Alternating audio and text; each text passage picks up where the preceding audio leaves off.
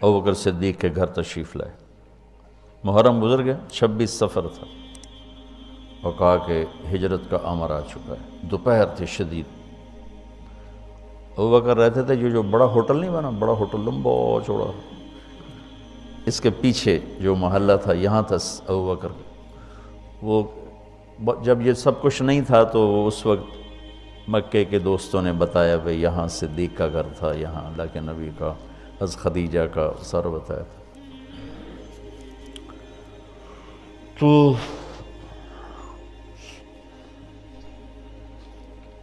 ادھر رات کو یہ سارے لوگ اکٹھے ہوئے اور انہیں گھر کا گھیرا ڈال لیا۔ گرمیاں تھیں، ستمبر کا مہینہ تھا، تو آپ نے حضرت علی کو اپنی جگہ لٹایا باہر، چادر اوپر لے کے لیٹ گئے، اور آپ ان کو بیچ میں سے چیر کے نکل گئے، وَجَعَلْنَا مِن بَيْنِ أَيْدِيهِمْ سَدًّا وَمِن خَلْفِهِمْ سَدًّا فَأَغْشَيْنَاهُمْ فَهُمْ لَا يُبْصِرُونَ۔ تو شیطان نے شور مچایا، نکل گیا نکل گیا نکل گیا۔ ایک لمحے کے لیے وہ اندھے ہو گئے، پھر ایسے دیکھا تو وہ سویا ہوا ہے، سویا ہوا ہے۔ ایسے ہی کسی نے آواز لگائی، اور کمبخت ایمان سے خالی تھے، اور معاشرت اس وقت بھی ایسی تھی کہ گھر گھس کے قتل نہیں کرتے تھے، یہ ان کے اصول تھے کہ کسی کو گھر کے اندر جا کے قتل نہیں کرنا، کہ عورتیں خوف زدہ نہ ہوں، بچے خوف زدہ نہ ہوں۔ یا مسجدوں میں آگے تو بھائی پھر انتظار کرتے رہے۔ جب صبح ہوئی تو حضرت علی اٹھے۔ اچھا انہوں نے کیا کیا، انہوں نے کہا پتھر مارو دیکھو کیا کرتا ہے، شاید کپڑا ہٹائے چہرے سے، تو پتھر مارے، تو حضرت علی کو پتھر کر ہائے کرے آئے، لیکن چہرہ سے کپڑا نہیں ہٹایا۔ صبح ہوئی تو کدھر ہے محمد کا، مجھے کیا خبر، تم باہر تھے میں اندر تھا، مجھے کیا خبر۔ تو پھر وہ کہنے لگے ہمیں شک تو رات کو ہی پڑ گیا تھا، اس لیے کہ اسے جتنے بھی پتھر پڑتے تھے کبھی ہائے نہیں کرتا تھا، اور تیری جو ہائے تھی نا، رات کو شک میں پڑ گئے تھے کہ یہ وہ نہیں ہے، لیکن بس ہم دھوکہ کھا گئے۔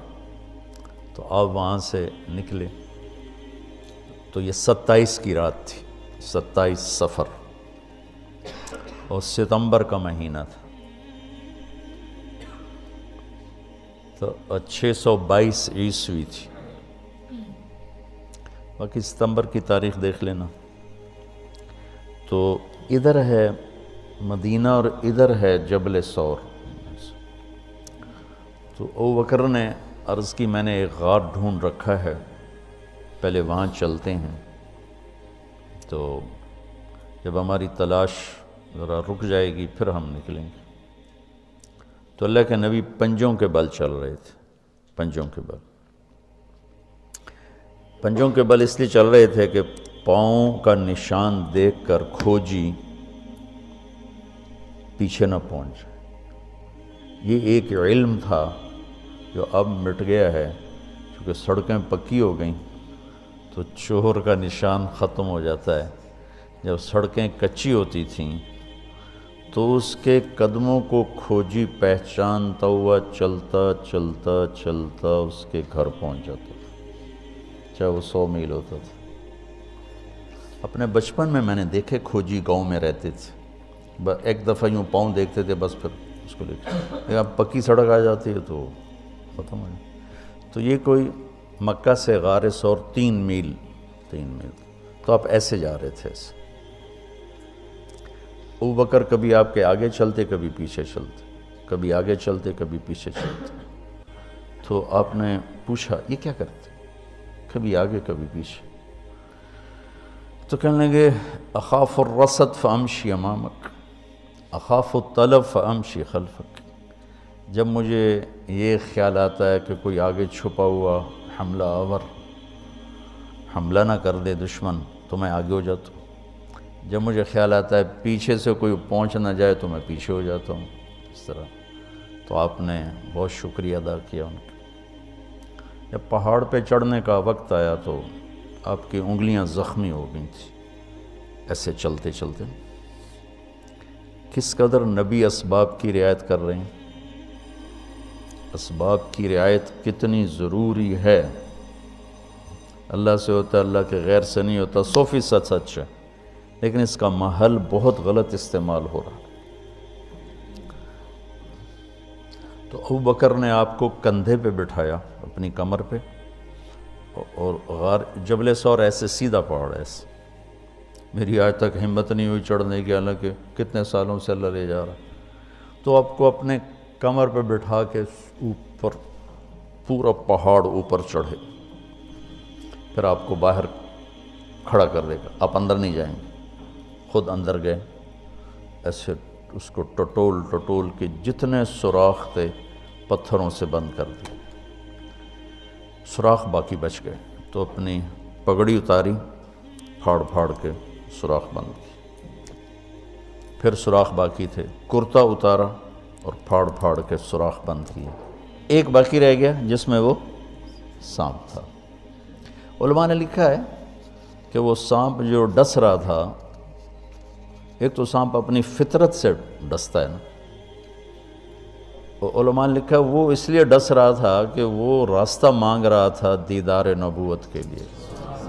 یہ کئی علماء نے یہ لکھا ہے کہ وہ اپنی فطرت سے نہیں، احتجاج کر رہا تھا کہ میں نے راہ دے، میں بھی دیدار کروں، میں بھی دیکھنا چاہتا. یہ تھا. تو کہا یا رسول اللہ آئیے.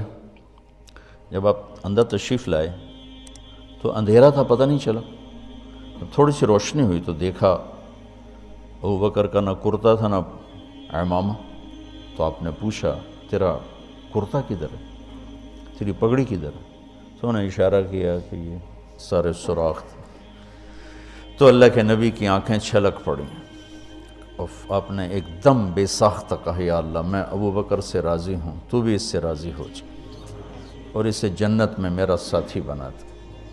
تو اسی وقت جبریل اترے اور آ کر کہا یا رسول اللہ، اللہ تعالیٰ خوشخبری دے رہے ہیں کہ وہ آپ کے ساتھی سے راضی ہو چکے ہیں اور جنت میں یہ آپ کے ساتھی بھی ہیں. یہ خوشخبری ہے کہ یہ جنت میں آپ کے ساتھی ہیں. تو انہوں نے قریش نے کھوجی بلا لی، تو انہوں نے وہ انگلیاں پکڑ لیں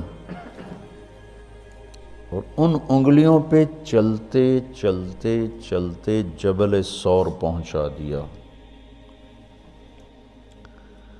تو اللہ نے ان کے آنے سے پہلے، غار کا دہانہ بڑا ہے، ایک بیل ہو گیا، اس کے بیچ میں مکڑیوں نے جالے پھیلا دیے. ایک کبوتری نے تن کے رکھ کے انڈے دے دی. تو ان کے جانے سے پہلے 2 کام ہو چکے تھے.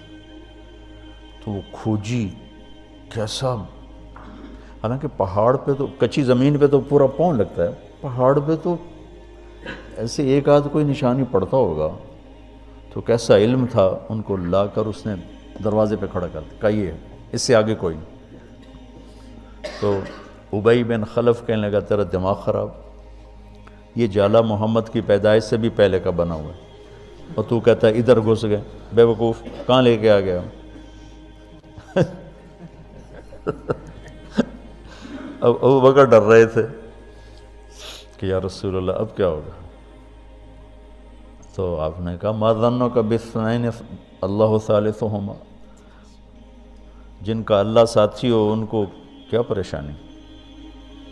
تو امیہ بن خلف نے وہیں دروازے غار کے منہ پہ بیٹھ کے اندر منہ کر کے پیشاب کیا. اب دونوں سامنے بیٹھے تھے. تو آپ نے مسکراتے ہوئے فرمایا دیکھو اگر یہ ہمیں دیکھ سکتے تو یہ یہاں بیٹھ کے پیشاب کرتا. تو انہوں نے آرام سے وہاں پیشاب کیا، وہ سامنے بیٹھے تھے دونوں. اللہ نے بیچ میں پردہ ڈال دی. قرآن ابوبکر صدیق کے اندر کے جذبے کو بتاتا ہے، لا تحزن، لا تحزن. قوم موسیٰ جب سامنے پانی اور پیچھے فرعون، تو ان کے جذبات کی ترجمانی کرتا ہے اِنَّا لَمُدْرَكُونَ، اِنَّا لَمُدْرَكُونَ. 40 برس کی صحبت اٹھائی ہے دو نبیوں کی، ہارون اور موسیٰ۔ وہ کلیم اللہ ہیں، پہلے رسول کلیم اللہ، رسول تو ان سے بھی پہلے تھے، کلیم اللہ پہلے کلیم اللہ ہے، اور 4 بڑے انبیاء میں سے ایک ہیں، ابراہیم، موسیٰ، عیسیٰ، نوح، اور 5ویں ہمارے نبی سب سے بڑے۔ تو جب آگے سمندر اور پیچھے فرعون، تو ان کو اپنے نبی کی کوئی فکر نہیں رہی، نہ موسیٰ علیہ السلام نہ ہارون۔ انا میں غور کرو، اور لام پہ غور کرو، ایک انا اور لام، اس کا ترجمہ میں یوں کیا کرتا ہوں کہ کہنے لگے موسیٰ تو نے مروا کے ہی چھوڑا ہمیں، آپ کا کیا بنے گا، اب کیا ہوگا، آپ کی جانوں کو خطرہ ہے، ہم مارے گئے، ہم پکڑے گئے۔ تو آگے موسیٰ علیہ السلام نے اتنی شدت سے کہا کلا۔ کلا کا ترجمہ میں یوں کیا کرتا ہوں کہ ہو تسی اسے لیک کہ یا تسی پانی ڈوب جاؤ یا تو فرعون لتر مارے، لیکن ان معی ربی، میرا رب میرے ساتھ ہے، مجھے بچائے گا تو میری تو فعل تم بھی بچو گے۔ تو انا لمدرکون ان کے ذہن کی عکاسی کرتا ہے، پستی ذہن کہ صرف اپنی پڑ گئی، اور لا تحزن عکاسی کرتا ہے کہ ابراہیم ابوبکر اپنی جان کا اگر خوف ہوتا تو لفظ آتا لا تخف، انہیں غم لگ گیا اپنے نبی کا کہ اب میرے نبی کا کیا ہوگا۔ تو حزن اپنے لیے نہیں، اپنے دوسرے کے لیے، اب آپ کا کیا بنا، اب میرے نبی کا کیا بنے گا، اس کیفیت کے لیے قرآن نے اس میں عظمت صدیق ہے، لا تحزن، کہ انہیں اپنا کوئی فکر نہیں تھا، انہیں فکر پڑ گیا نبی کی، تو انہوں نے کہا ان اللہ معنا، اور ان اللہ معنا صدیق کو بھی اپنے ساتھ لے لیا، تیرے میرے دونوں کے ساتھ اللہ ہے، فکر۔ موسیٰ علیہ السلام نے صرف اپنے آپ کو لیا ان کے اس جملے کی وجہ سے، ان معی رب، میرا رب میرے ساتھ۔ تو یہ یعنی اس امت اور اس امت کا فرق میں آپ کو بتا رہا ہوں کہ دونوں لفظ قرآن میں ہیں، سبحان، کیا کمال ہے۔ اور میں سوچتا ہوں کتنے پست عقل لوگ تھے، اتنے معجزے دیکھ کر 4 قدم چلے تو کہنے لگے اجعلنا الہا کما لہم آلہہ، بالکل ہی بدھو تھے۔ اور اللہ کے نبی فوت ہوئے، اور ابو بکر کا خطبہ سنو، من کان یعبد محمدا فإن محمدا قد مات ومن کان یعبد اللہ فإن اللہ حی لا یموت۔ وہ کہہ رہے ہیں اجعلنا الہا کما لہم آلہہ، موجودگی یہ انبیاء، 2 انبیاء کی موجودگی، اور یہاں وہ دنیا چھوڑ چکے ہیں اور ان کا ایک ادنا خادم اعلان کر رہا ہے، من کان یعبد محمدا فإن محمدا قد مات ومن کان یعبد اللہ فإن اللہ حی لا یموت۔